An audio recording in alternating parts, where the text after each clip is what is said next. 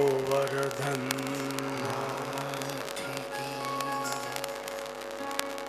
बद्रीनारायण भगवान राजा रणछोड़ श्रीवल्लभा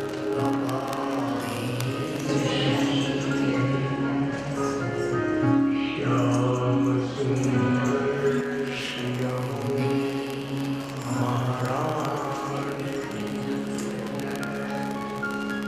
श्री गिरिराज धरण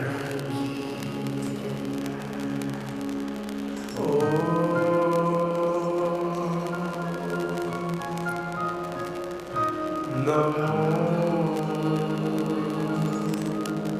भगवते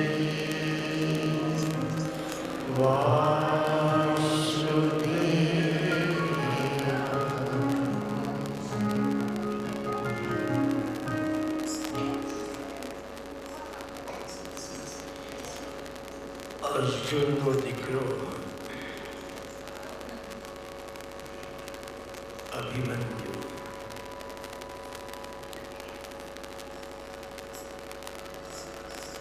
અભિમન્યુની પત્ની ઉત્તરા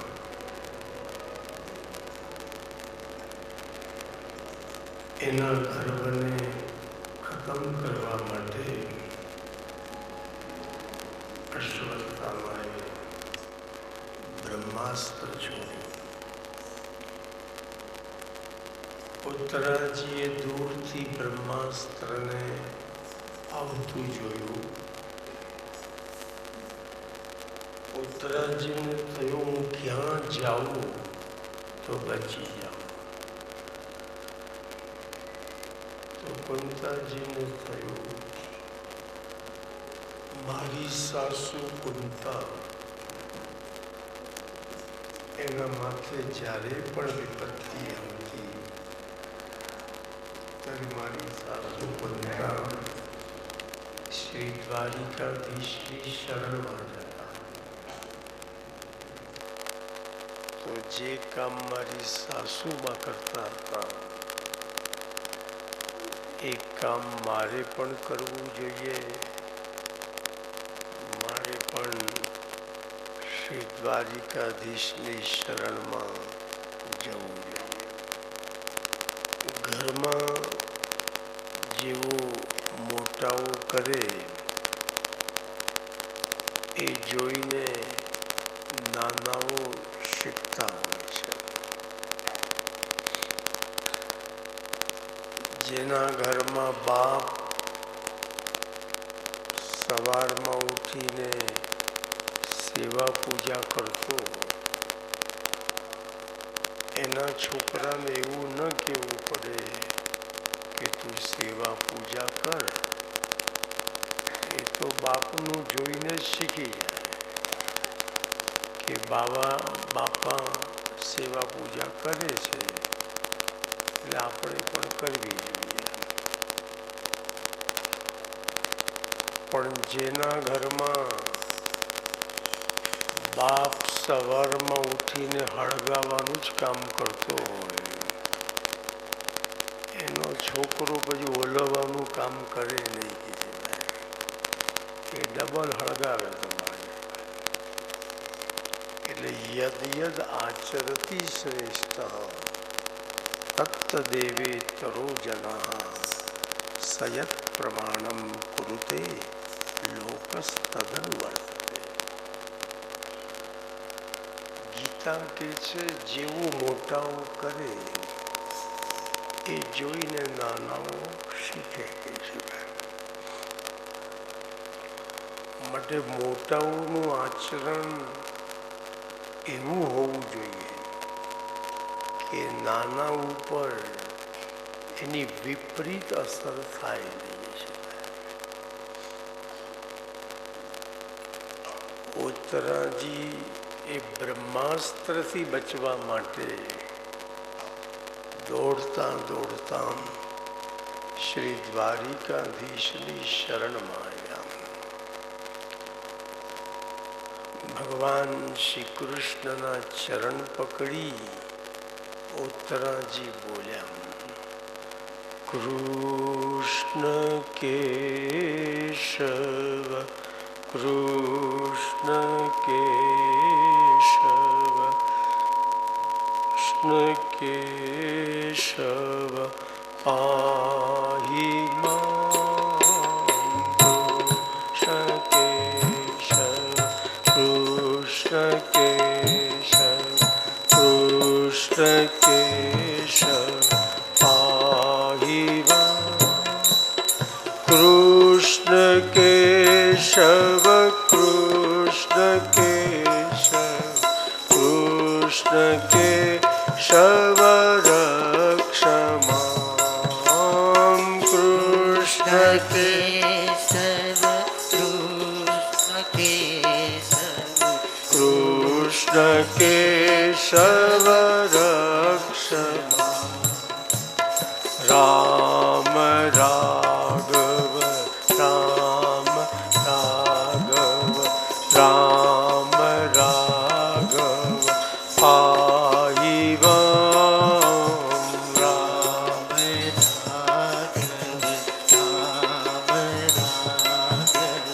રામ રાઘવ પાહિ માં રામ રાઘવ રામ રાઘવ રામ રાઘવ રક્ષ માં રામ રાઘવ રામ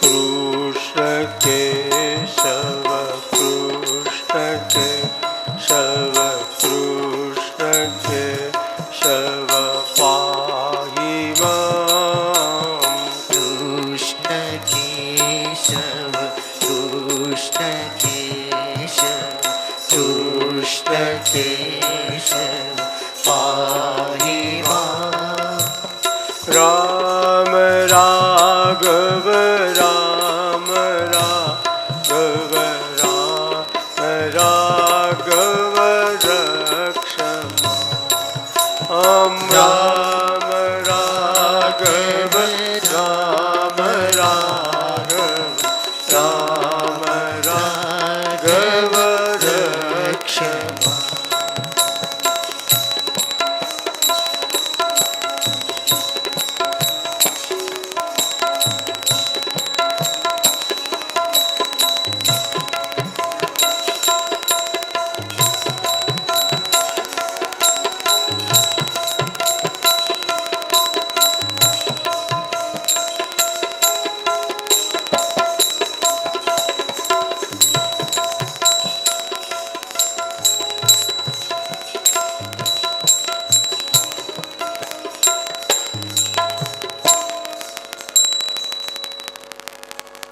શ્રી ઉત્તરાજી દ્વારિકાધીશની શરણમાં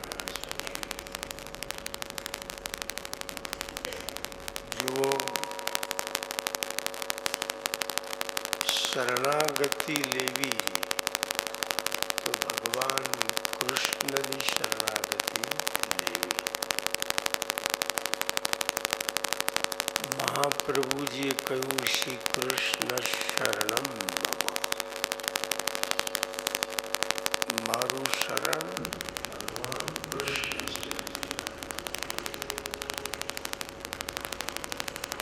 ચરણ પકડવા છે તો સર્વ સમર્થ ભગવાનના ચરણ પકડો.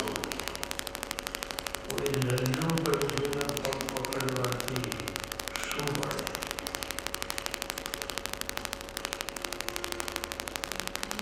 અને દુનિયામાં સર્વ સમર્થ ભગવાન છે. આપણે સર્વ સમર્થ કહેવાય.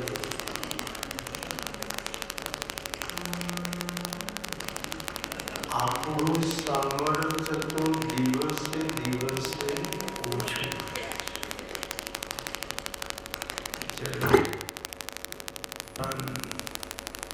જ્યારે ભગવાન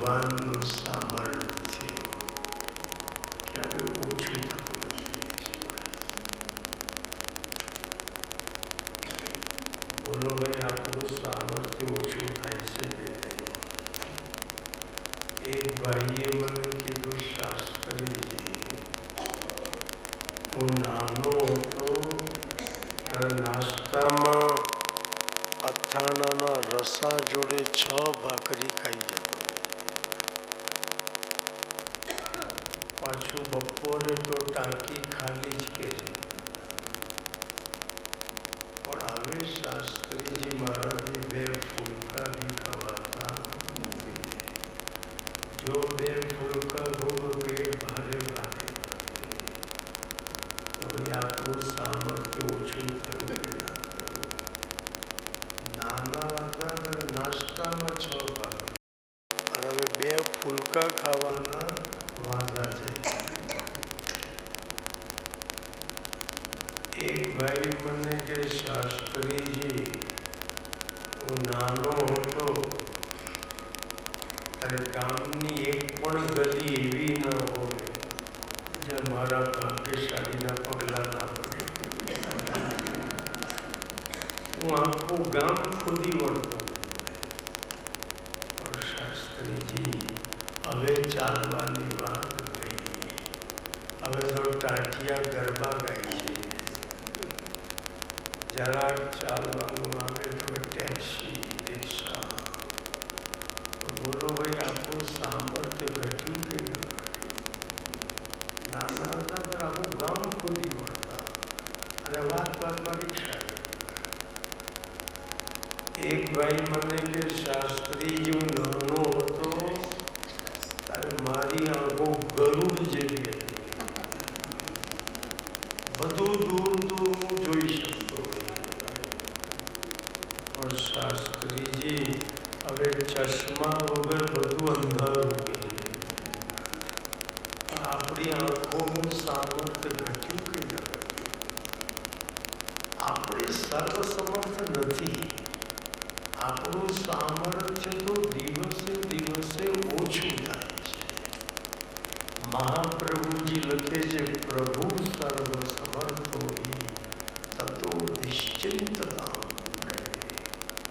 દુનિયામાં સર્વસમર્થ શ્રીનાથજી બાબા છે. અને કોઈ અસમર્થને પણ પકડવાનું, એના કરતા સર્વસમર્થ શ્રીનાથજી બાબાના ચરણ શા માટે ન પકડીએ? મહાપ્રભુજી કહે છે, કોનો આશ્રય લેવો જોઈએ? તો કે જે બધાને આશ્રય આપે પણ જેને કોઈના પણ આશ્રયની જરૂર ન પડે એવા શ્રી કૃષ્ણનો આશ્રય વૈષ્ણવોએ લેવો જોઈએ. એટલે મહાપ્રભુજીએ કૃષ્ણાશ્રય નામનો ગ્રંથ લખ્યો. સર્વમાર્ગે શુનસ્તેષુ કલૌચ ખલધર્મી પાખંડ પ્રચુરે લોકે કૃષ્ણૈવ ગતિ.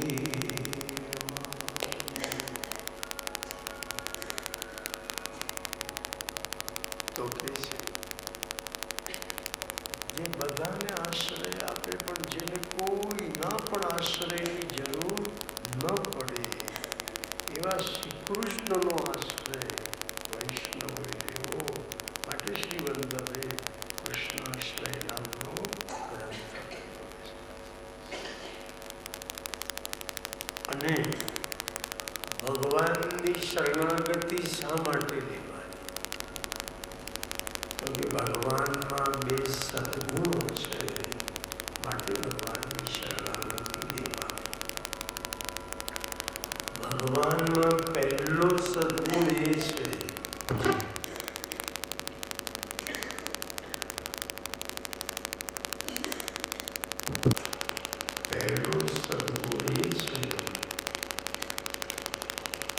કે શરણાગતનું કામ આવે ત્યારે પ્રભુ પોતાનું કામ સાઈડ પર મૂકી દે અને પહેલું શરણાગતનું કામ પતાવી.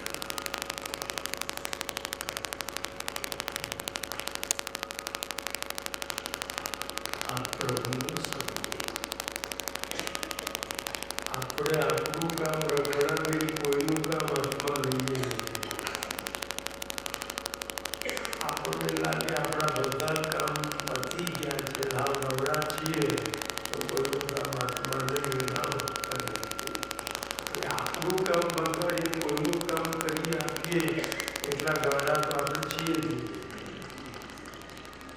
ભગવાનનો સ્વભાવ કે શરણે આવેલું કામ પહેલાં પતાવવાનું, પછી પોતાનું કામ રખડી પડે તેની બહુ પરવા કરવાની.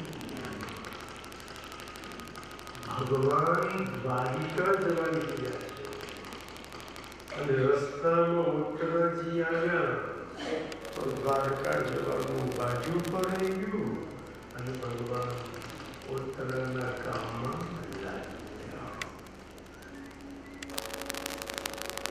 ભગવાનમાં બીજો સદગુણ કયો છે? ભગવાનને શરણે આવેલા જીવો ખૂબ વહાલા છે. અને ભગવાનનું એક નામ છે શરણાગત વત્સલ.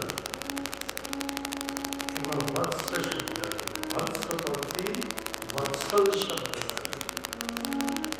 વત્સ એટલે પાછળ. ભગવાનને શરણે આવેલા જીવો કેટલા વાલા છે? જેટલું ગાયને વાછરડું વળવું એટલા પ્રભુને શરણે આવેલા જીવો વાલા છે. તમે જોજો, ગાય વાછરડાની પાછળ પાછળ કર્યા કરે, વાછરડું આગળ ચાલે, ગાય વાછરડાની પાછળ ચાલે. એમ ભક્તો આગળ ચાલે, ભગવાન ભક્તોની પાછળ પાછળ ચાલે. आगे आगे गैया पीछे पीछे द्वार, सबसे पीछे मेरो मन.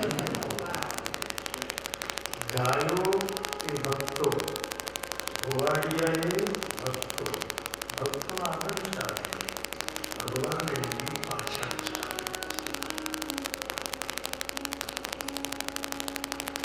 ગાયને વાછરડું એટલું બધું વાળું કે તરતનું જન્મેલું વાછરડું એટલું ગંદું, પણ ગાય એ વાછરડાને ચાટી ચાટી અને કલાકમાં તે વાછરડાને ચોખ્ખું ચટ કરી નાખે.